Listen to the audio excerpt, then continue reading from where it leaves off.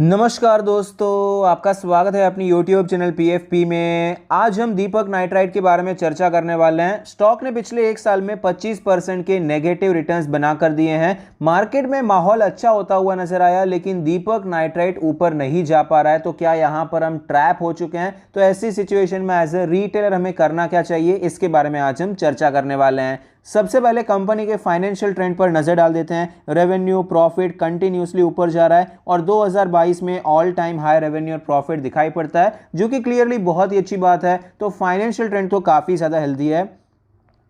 Return ratios के बारे में बात करें, ROE 32% है, ROC 40% है, ROA 24% है। पिछले साल के मुकाबले आपको ROC इंप्रूव भी होता हुआ नजर आया है। ओवरऑल रिटर्न रेशियोज अच्छे नजर आते हैं।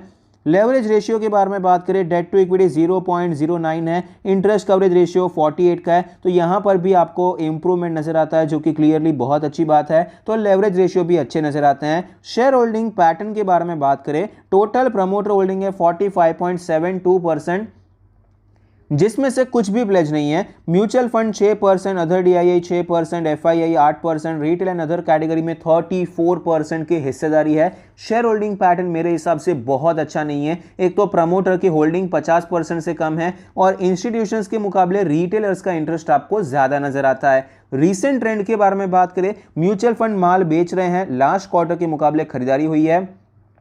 अदर DIIs हमें खरीदते हुए नजर आते हैं, FIIs बेचते हुए नजर आते हैं। तो रीसेंट ट्रेंड में मिक्स्ड सिग्नल्स नजर आते हैं। वैल्यूएशन के बारे में बात करें, 29 का PE रेशियो है, जो कि हिस्टोरिकली एवरेज साइड पे है, सेक्टर के मुकाबले सस्ता नजर आता है। प्राइस टू बुक रेशियो 8 का है, जो कि हिस्टोरिकली एवरेज साइड पे है। तो देखिए, वैल्यूएशन यहाँ पर कोई बहुत बड़ा कंसर्न नहीं है। वैल्यूएशन बहुत ज्यादा महंगा नहीं है, ओवर वैल्यूड कंपनी नहीं है, लेकिन बहुत सस्ता वैल्यूएशन भी नजर नहीं आता है। डिसेंट वैल्यू पे स्टॉक ट्रेड कर रहा है। स्टॉक के चार्ट पर आप देख सकते हैं 2500 के लेवल से गिरावट देखने को मिली, रिकवरी देखने को मिली, फिर से नीचे आया। 1750 पे एक अच्छा बेस बनाया था, स्टॉक ऊपर गया, लेकिन वापस ये स्टॉक रेजिस्टेंस लेके नीचे आता हुआ नजर आया। तो पिछले एक साल में स्टॉक कहीं पर नहीं गया है, इनफैक्ट यहाँ पर ऊपर जाता हुआ नजर आया। हर बार आपको यहाँ पर सेल ऑफ ही देखने को मिल जाता है और एक साल में नेगेटिव रिटर्न्स नजर आते हैं। पिछले एक साल में आप देख पाएंगे वॉलेटिलिटी बहुत रही है और फिलहाल यह स्टॉक अपने सारे मूविंग एवरेज के भी नीचे ट्रेड करता हुआ नजर आता है। डेली RSI 34 का लेवल है, मोमेंटम नीचे के साइड पे है। इंपॉर्टेंट लेवल्स के बारे में बात करें, सपोर्ट और रेजिस्टेंस निकालने की कोशिश करते हैं। तो यहां पर जो रेजिस्टेंस नजर आता है डेली चार्ट पे 2000 का लेवल है। सपोर्ट के बारे में बात करें तो अप्रोक्सीमेटली 1850 के आसपास एक इंपॉर्टेंट सपोर्ट है, क्योंकि यहां पर प्रॉपर पैटर्न बनाकर स्टॉक ऊपर आया था। तो यह लेवल इंपॉर्टेंट हो जाता है। वीकली चार्ट पे चलते हैं। वीकली चार्ट पे लेवल्स के बारे में बात करेंगे तो हमारा रेजिस्टेंस ऊपर शिफ्ट हो जाएगा और ये लेवल है 2100 का लेवल। सपोर्ट हमारा 1700 के करीब जाता हुआ नजर आता है। अब मंथली चार्ट पे चलते हैं। मंथली चार्ट पे हमारा सपोर्ट जो है वो 1700 के करीब ही है। रेजिस्टेंस के बारे में बात करें तो रेजिस्टेंस आपको 2300 के करीब जाता हुआ नजर आएगा। तो यहां पर अगर आप मंथली चार्ट देखेंगे तो आपको एक चीज नजर आएगी कि स्टॉक ने लॉन्ग टर्म में बहुत ही अच्छा परफॉर्म किया है। 2020 में मार्केट क्रैश हुआ 500 के लेवल से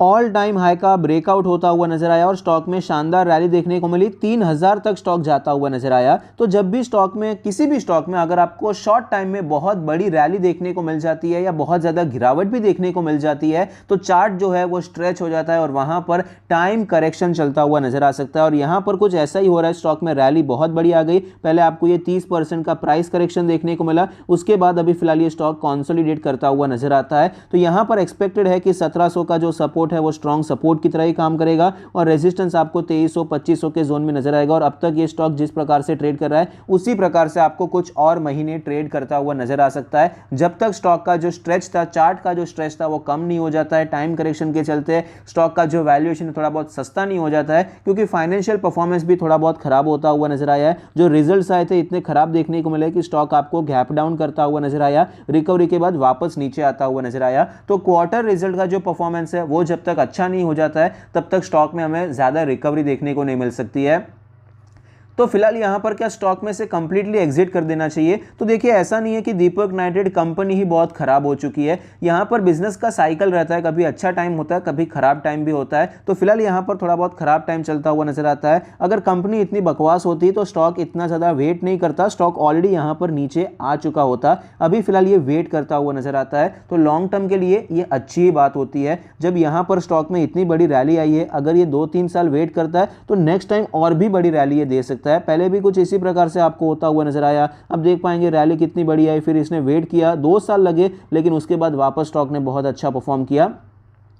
तो ये मार्केट का उसूल है कि ट्रेंड के बाद साइडवेज होता है, साइडवेज के बाद ट्रेंड होता है। तो फिलहाल करना क्या चाहिए? अगर हम स्विंग ट्रेडर हैं तो स्विंग ट्रेड के लिए हम 2000 के ऊपर खरीदारी करने के बारे में सोच सकते हैं, लेकिन देखिए 2100 से ज़्यादा ऊपर का टारगेट अभी आपको प्लान नहीं करना चाहिए। तो यहाँ पर अवॉइड करेंगे, स्विंग ट्रेड लेना ज़रूरी नहीं है, अवॉइड करेंगे तो चलेगा। और यहाँ पर अगर आप ये 1800-1750 के आसपास अटेम्प्ट करते हैं तो आपको एक अच्छा स्विंग ट्रेड मिल सकता है। 2000 तक का टारगेट आप प्लान कर सकते हैं। पोजिशनल ट्रेड के बारे में बात करें तो पोजिशनल ट्रेड के लिए अभी मैं वेट करना पसंद करूंगा, क्योंकि यहां पर देखिए जिस हिसाब से ये ट्रेंड लाइन का ब्रेकआउट होता हुआ नजर आया था, यहां पर प्रॉपर ब्रेकआउट देखने को मिला, एक अच्छा लेवल था, ऐड भी किया था, लेकिन यहां पर फॉलो अप नहीं मिल पाया, स्टॉक में गिरावट देखने को मिली। अब ये रेंज में फंस चुका है। अभी अच्छा मोमेंटम पोजिशनल ट्रेड के लिए आपको इस लेवल के ऊपर ही मिलेगा। तब तक इस रेंज में आप छोटे मोटे स्विंग ट्रेड लेकर प्ले करना चाहें तो कर सकते हैं। बाकी पोजिशनल ट्रेड के लिए अभी आपको इसका जो प्रेफरेंस है 2300-2500 ये सारे रेजिस्टेंस के ऊपर ही करना चाहिए। लॉन्ग टर्म के लिए क्या करें? लॉन्ग टर्म के लिए आप अगर खरीदारी करना चाहते हैं 1700-1800 ये अच्छे लेवल्स हैं जहां पर खरीदारी करने के बारे में सोच सकते हैं, क्योंकि रिस्क रिवॉर्ड रेशियो बहुत ही अच्छा रहेगा। देखिए स्टॉक में ये बहुत ही इंपॉर्टेंट लेवल है, अगर ये लेवल टूट जाता है तो स्टॉक में एग्जिट करना ज़्यादा प्रेफर करना चाहिए। देखिए वो कंप्लीटली हमें परमानेंट एग्जिट नहीं लेना है, लेकिन टेम्पररी एग्जिट हम यहाँ पर ले सकते हैं। जब भी स्टॉक वापस कोई प्राइस एक्शन बनाएगा, छोटा स्टॉप लॉस मिलेगा, हम एंटर कर सकते हैं, या फिर वापस रिकवरी जल्दी हो जाती है तो भी एंटर कर सकते हैं। लेकिन कई बार क्या होता है, एक बार हमने स्टॉप लॉस नहीं लिया, फिर स्टॉक गिरता ही चला गया, फिर कुछ नहीं हो सकता है। इसीलिए टेम्पररी एग्जिट का प्लान तैयार होना चाहिए लॉन्ग टर्म इन्वेस्टर्स के लिए भी। इसके नीचे स्टॉक जाता है तो टेम्पररी एग्जिट आप कर सकते हैं। बाकी यहाँ पर फिलहाल एग्जिट करने की जरूरत नहीं है, जल्दबाजी नहीं करनी चाहिए। स्टॉक लोअर लेवल्स पे आ रहा है तो यहाँ पर जब तक आप एक्यूमुलेशन कर सकते हैं, जब तक ये 1700 के ऊपर सस्टेन कर रहा है। आई होप आपको ये वीडियो पसंद आता है, कुछ सीखने को मिलता है। Thank you, stay happy, happy investing.